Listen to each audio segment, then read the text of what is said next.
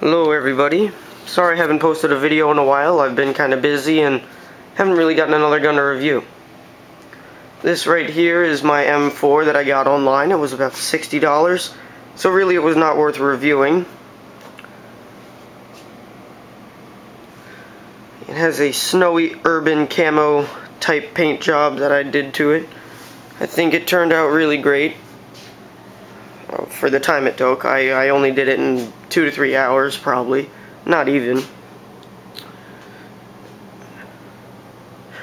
I painted this airsoft gun with the magazine inside of it because I figured that would be easiest. That way I didn't have to tape that off like some of the other parts.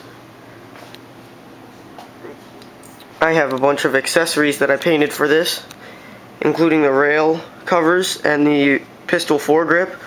Those I actually had off when I painted it, but just put them on for the video.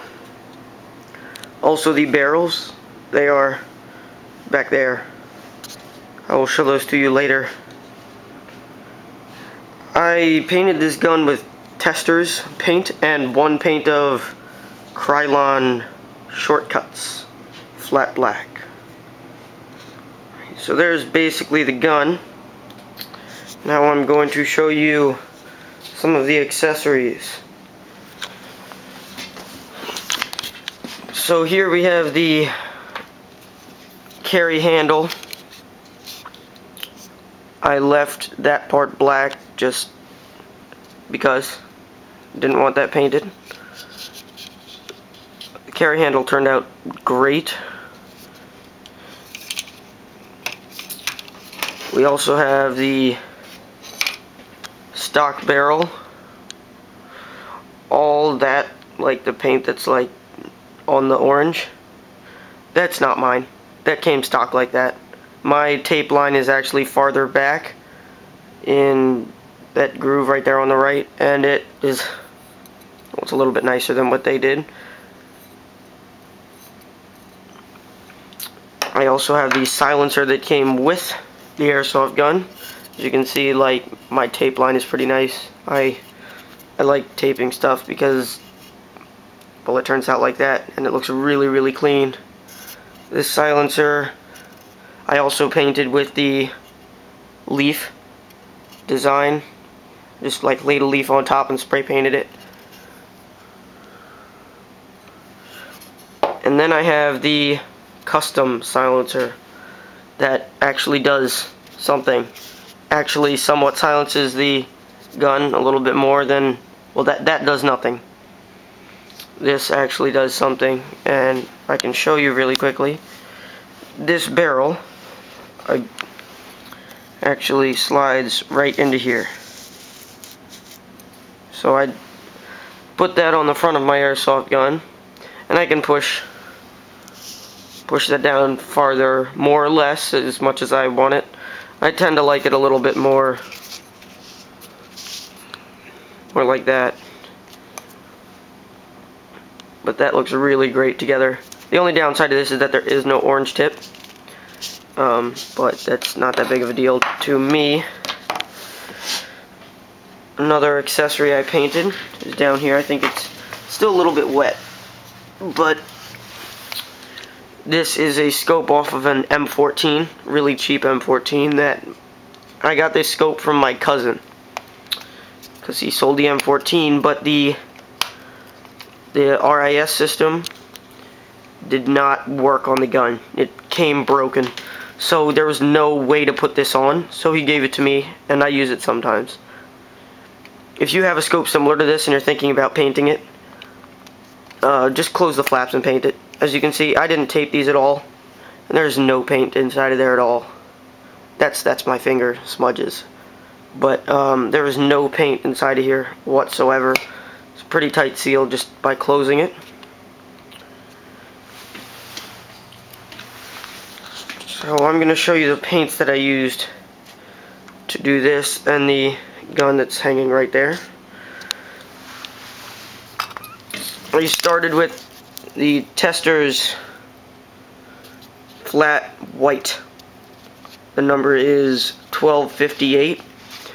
This is just flat white paint. Testors is the only company that really has flat paint that I've seen. This next color that I used is flat light aircraft gray. It's more of like an ACU, the tan on the ACU. That's what it's more like, and it's flat, so it looks pretty nice. And then the other color, which has a glossy cap, but it is actually flat, is flat gray primer. This is supposed to be a primer, but I just used it as normal spray paint. It really didn't make a difference. And then in my trash bin over here,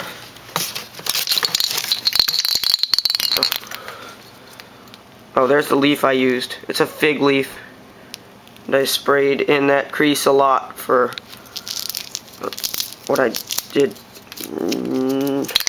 There we go. Okay. Krylon Shortcuts Flat Black. That's what I used for all the detail on all of the accessories and on the gun itself. The tester's paint is significantly more expensive than the Krylon Shortcuts. Krylon is about,